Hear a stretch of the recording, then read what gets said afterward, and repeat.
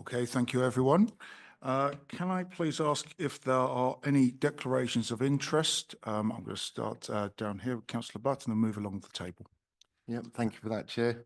Yeah, I was on the planning committee. I'm vice chair of the planning committee, so I was on the committee that day when the decision was taken. Hello, I'd like to declare also I was on planning committee when the decision was taken. I was also on the planning committee when this decision was made. I was also one of the members of the call-in. Okay. And Councillor Lorber. Thank you. I'm a trustee of Friends of Barham Library and also Friends of Barham Park. And over the years, I have been approached by George Irvin, who discussed the issue of the two houses with me on numerous occasions. I do not feel as I'm representing local residents. Okay, I'm going to just turn to legal there because I know some advice has been offered. Yeah, sure. Just in relation to those that have sat in the planning committee, just looking at the 7 principles of the conduct in public life, we refer to the objectivity and the integrity. It's the way in which the average person might look at this and whether you are able to therefore advise the committee objectively. Obviously, there are differences in terms of what you have been deliberating on, but in relation to how it may be perceived, it would be best for you to stand back, in my opinion. That's the advice that I would give as a result of that. Is that for the whole meeting? Stand back for the whole meeting or just for a bit of it? I would say the restrictive covenant issues. The rest would be fine. Okay, thank you. In relation to Councillor Lorber, obviously I've already had correspondence with him. We advised that he should consider whether he has a personal interest. He's decided that he doesn't have one, and it is a matter for him to decide. Obviously, the issue would be if there was a complaint as a result of it, it would need to be investigated. So it's just bringing that to your attention. At this stage when he's not here. But I will ask whether we have received maximum value for this valuation, whether we feel that another valuation could prove of any benefit, and that would give potentially multiple options here, because if I was selling my house, obviously I would seek 1, 2, maybe even 3 independent estate agents. So using that scenario, would another valuation be of any benefit to the board and the trustees? The short answer is no. I should just remind the committee that chartered surveyors have to abide by the highest professional and ethical standards dictated by the RICS. Sorry, could you just repeat? So in terms of alternative valuation? Maximum valuation and so alternatives. It's the best terms reasonably obtainable for the change that is proposed. And the restrictive covenants will not permit any further changes unless agreed by the trust committee in the future. So if in 10, 15 years' time, there's a proposal to develop more, the owner would have to come back to the trust committee to have those restrictive covenants amended. Just to further add to that, we have engaged the Charity Commission and shared with them the outputs of the February 25 committee report, the various legal advice and valuation information that we received today. And they have said they will not be engaging with the trustees anymore based on the information that's been provided. So there is no value to the process for trying to secure different valuation reports, because an organisation like the Charity Commission acts independently and they have objectively viewed the information that's been presented. So overall, I got to say, I don't see any value other than to further frustrate the process that we've been undertaking so far. And it will ultimately undermine the trust's position with regards to future negotiations on completing this transaction. All right, I want to just finish this up by saying I want to make sure that this is in line with 2 things. First and foremost, it's in line with the objectives of the trusts and the best interest of the charity, but also I want to make sure that we are also in line with planning consent and regulation, and I'm hoping you can answer that, Tanvir. Yeah, so the one definitive we do have is a planning permission for the development that is allowed on that site. So the valuation has been undertaken in terms of the gross development value in line with the planning permission for 4 3-bed dwellings based on a 3-story construction. Councillor Lorber, yeah. What does recommendation 2.1 mean? When it refers to the modifications as set out in paragraph 3.8 to 311, which talk about garages, parking spaces and everything else. The trust agreed modifications which do not comply with the planning decisions. That's the recommendation. Tell me otherwise. We're talking semantics here. The actual covenant in terms of its modification will need to be drafted through the conveyancing process. There will be independent solicitors acting on our side, as there will be on the other side. We will ensure through that process that there is no back gate open to allow for some other development to take place.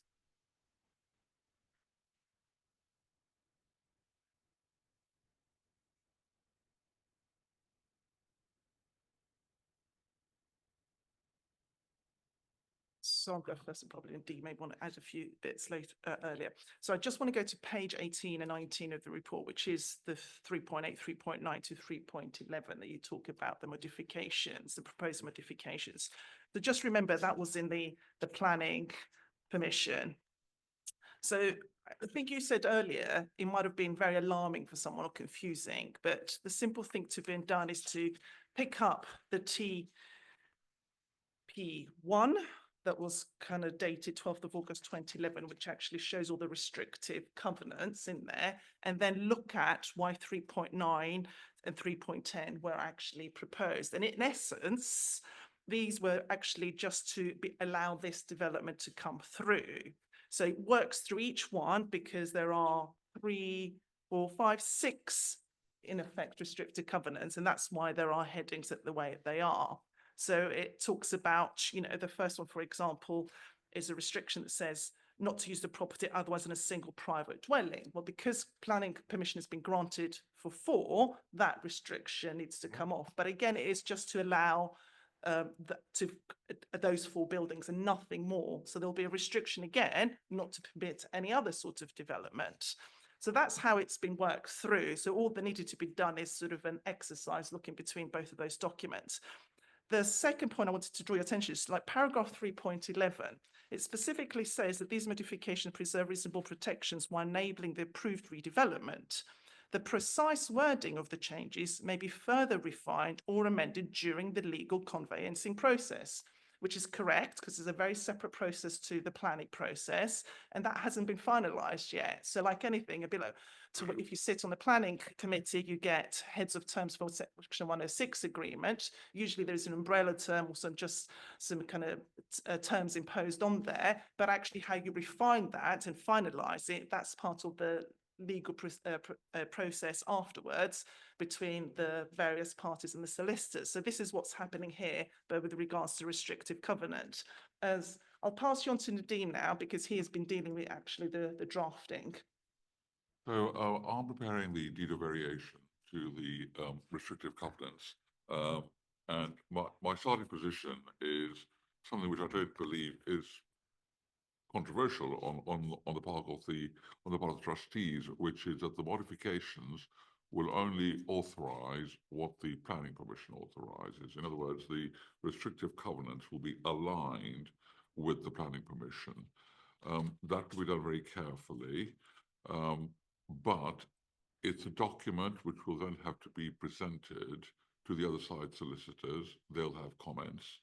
They'll come back with suggested changes and observations. So at the moment, it's a working document, but the aim is to make sure that where we end up is restrictive covenants which are modified in order to allow the development to take place in accordance with the planning permission and all the conditions that relate to the planning permission. Okay, so can I just seek one quick clarification that what officers are saying here is that in your opinion, there is no significant changes here that to the covenant here by the refinement that is being proposed. the significant changes to allow this permission granted in 2023. That's the only change. There'll be nothing more added. So it'd be no more or no less than the planning permission granted in 2023. Thank you very I much there. still don't understand why these paragraphs are here. Mary? Yes, so thank you. That's really helpful. Can you help me understand, as a non-legal expert, unfamiliar with the surveillancy process, why it is necessary to have this this sort of changing of the restrictions, where specifically where it talks about vehicles and storage restrictions, and there's reference to cars, etc., parking, which we've talked about.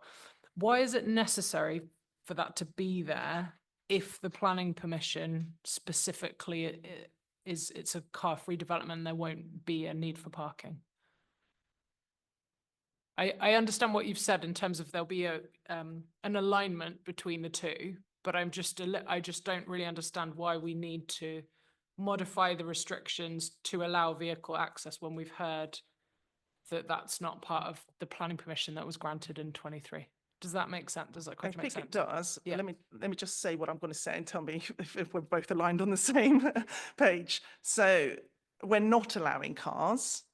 Vehicle is a term that can actually also include cycles, which fall within that. So the actual permission mandates for the site to be car-free. So there will be no residential parking on the site, and there will be measures in place to actually prevent it. So the covenant will not create any sort of inconsistency there. I'm not sure if Nadeem has actually making any change to that one specifically, or not at all, but they will remain a car-free development. There will be no motor vehicles, of course, only essential access for emergency services and the like. So Yeah. just as a follow-up, sorry, so when it says then, including the parking of vehicles by residents and visitors in designating parking areas, yeah. The way you're reading. Sorry, unfortunately, it's just a bullet point, but it's a bullet Is point that within page what? 310, page 19. It's the third bullet point in 310 on page 19. Yes, so the second half of that paragraph, it says, including the parking of vehicles by residents and visitors in designated parking areas as approved under planning permission. So we've just heard the planning permission is a car-free development. It is. Are you saying then that this parking of vehicles is not referring to car vehicles? It's not car vehicles, because we've got a condition, condition 28, that specifically says there won't be that. So my understanding of this is to relate to do with any bicycle parking, this stuff like that. This probably could have been better worded. I admit that. I didn't write it. But we are restricted by the permission, which is condition 28 that says it'll be car-free development. And just on the back of that, for example, one of the limbs of the existing restrictive covenant is that no trailers, mobile homes, caravans, carts or boats may be parked at any part of the property. That will be left untouched, for example. You know, there's no need for us to tinker with that. So why does it say then? It specifically says, in that same paragraph, it says the restriction on standing or supporting vehicles, commercial vehicle trailers, mobile homes, caravans, trailers, carts or boats will be modified. It says is modified to permit reasonable residential use. So why did we need to say it's being modified if you're saying that it's not going to be modified? Okay. Everything will flow from the fact that the variations and modifications to the restrictive covenant will allow the development. So we're working backwards from what the planning permission allows you to do. So all of these will be looked at and modified. And if there is a need to modify that in order, and this is the golden point, in order to align it with the planning permission, then we will modify that. So I will add that. I don't know if you've got the permission in front of you. I'm just going to read condition 28. It's in the papers. Yeah, okay. It does say prior to first occupation of the development approved, details of measures to prevent vehicle parking within the curtilage of the dwelling house shall be submitted to and approved in writing by the local planning authority. Such measures shall thereafter be implemented in accordance with the approved measures and retained and maintained in accordance with those measures throughout the lifetime of the development. And it specifically gives a reason to say to ensure a suitably sustainable development in terms of a car-free development and in the interest of amenities of users of Barham Park. So I'm assuming, because this is prior to first occupation, that there'll be some details put in there to sort of show how you are going to be preventing vehicle parking. So this might have not been drafted properly, quite correctly. I don't know why it was done that, but we are restricted by condition 28. I can't give any more certainty than that this is what we need to adhere to. We won't be. I do understand that, and I am reassured, by that clarification that planning is ultimately what is adhered to. I think it just is confusing agree. at best and misleading at worst that we have been presented with, and these were approved. Well, there was a recommendation to approve these. What are they called? Modifications. These proposed modifications that don't seem to align at all, and sort of they're a much wider scope than what's actually allowed under planning, and that just seems a bit confusing. And I guess just, is that something that you would all expect sitting there for this process to happen, or are you looking at this and thinking, oh yeah, that's a lot wider in scope and that's unusual to see that? Well, all our developments are car-free developments nowadays. Sorry, I'm not referring to that. I'm referring to the fact that these recommendations for modifications are very, very wide in scope. I wouldn't say they're wide in scope. I think you're referring to only one, which is the accessway and parking restrictions. Yeah. And as I said, evidently that hasn't been drafted correctly. That's not what we would ever go by. We would go by the legal audit, in effect, which will be the planning permission. Yep. Whereas Nadine would draft the restrictive covenants, he would run it by me as the senior planning lawyer to make sure he's in adherence with that permission before I sign off on that. So we would never go by a bullet point in a report like this. I think this was probably just not written correctly, whoever had written it. Yeah. But there is, thankfully, it does say comply with planning permission 22, 41, 28, which is this is, and actually that's what we're going to be complying with. Understood. Thank you. Sorry, one further question. These modifications that we're discussing, are they just in relation to this development, or will these be permanent modifications that can therefore apply to anything else that comes up in Barham Park? No, it's just in relation to that property, because they run with that land specifically, and that's why they need to be lifted to allow this permission to come through, just for that side. Understood. Thank you. Okay, Councillor Long, I've seen a hand, then I'm going to go to Councillor Law. Further clarification on the parking issue. When they're built, where will the furniture removal van actually be allowed to park? Or has it got to be on Harrow Road, given all this wording? And similarly for service vehicles, if you've got a tradesperson, where will they be able to park?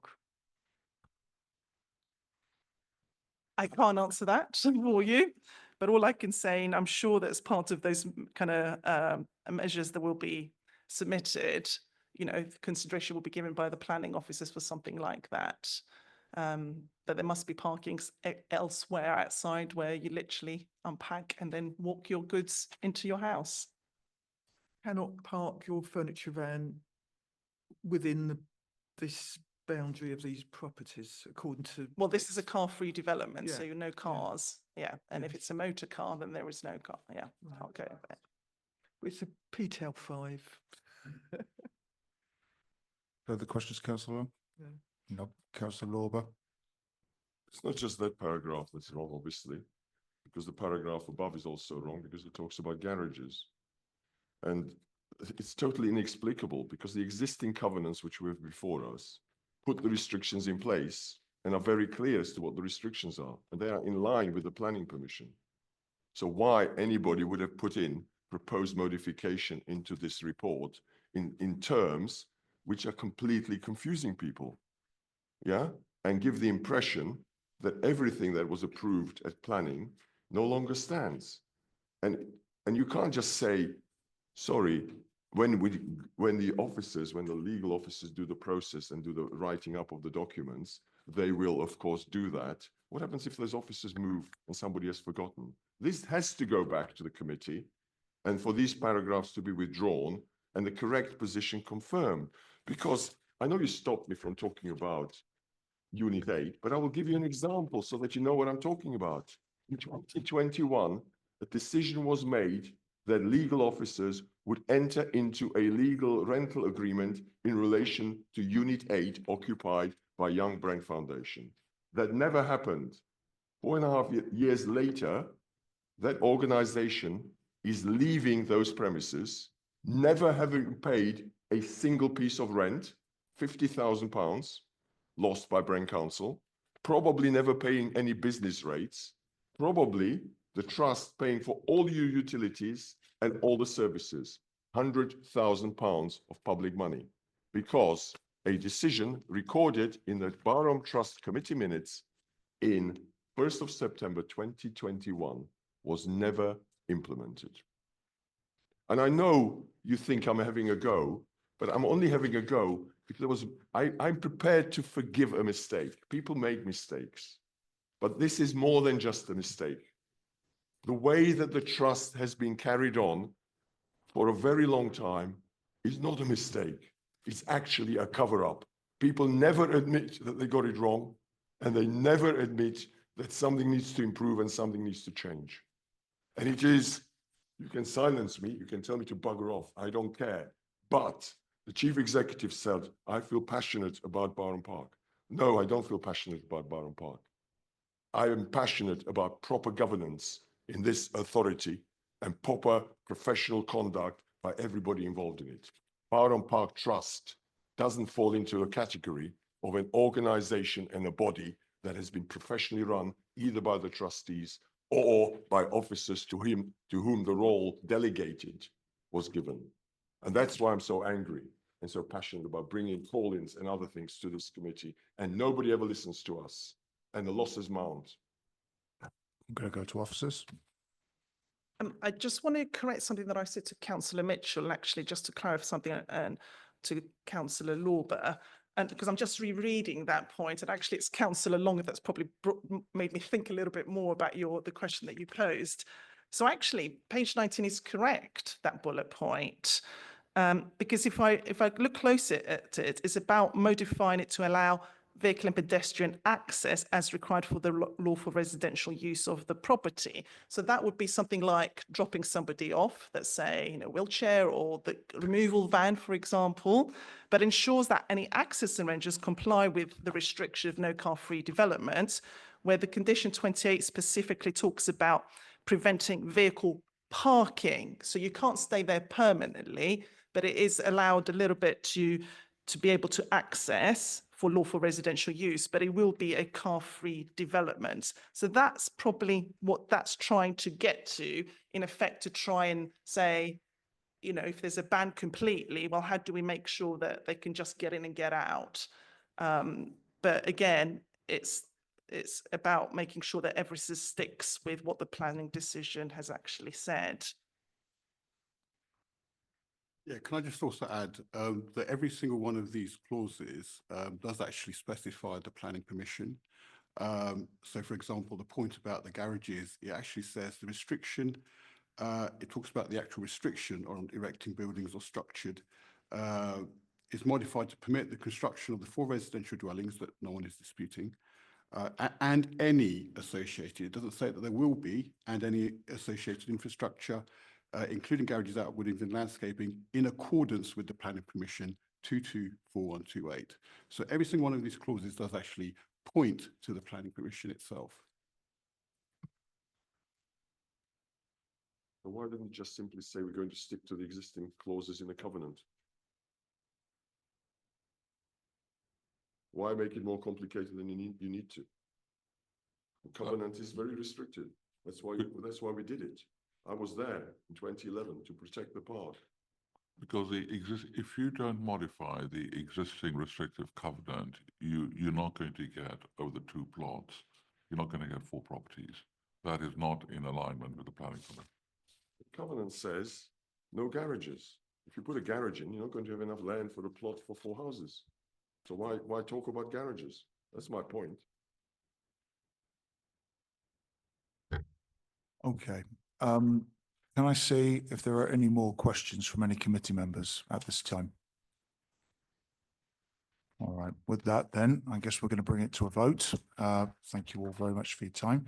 What we're voting on, just to remind members here, is the 2 points that we're voting on are firstly, approve seeking Charity Commission consideration of qualified surveyor's report and the authorisation under section 105 of the Charities Act to modify or discharge the convents, and also approve the modification of the restrictive covenants of 776 and 778 Harrow Road as detailed in paragraphs 3.8 to 3.1, and this refers to the agreed sum of £200,000 as well. So I'll just remind committee members that we are here to vote on the points raised already. So as previously, I will ask committee members. Can I just, sorry to interrupt you. This is quite important. Right. There was, I think Tanvir said that the council has had Charity Commission advice that everything that we were doing was correct. We have not seen that advice. Can we see it, please? Okay. Right. I will confer with my legal colleagues, and on the back of that, we'll be able to make a response. I don't know what that means. Why can't we have it today before we vote?